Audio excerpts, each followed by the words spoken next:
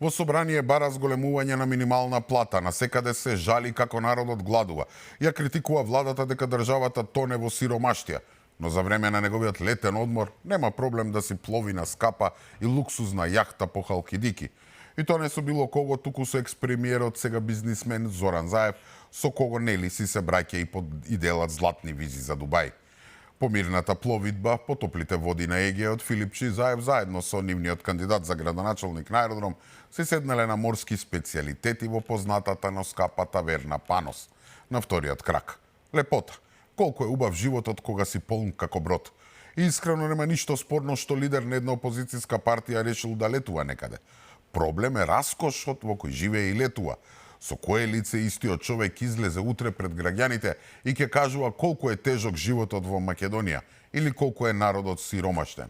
Па што знае тој за сиромаштија? Ајде и да е само јахтата. Уште чекаме издржан одговор како ја добие онаа златна виза за Дубај, која за да се добие, човек треба да извади стотици илјади евра од джеб и да ги инвестира кај нив. Која е таа плата што ја добива Филипче како лекар за да може да се приушти вакви луксузирања? Но фотографијата има и друга символика. На неа главниот капетан е Заев, а Филипче послушниот прв офицер.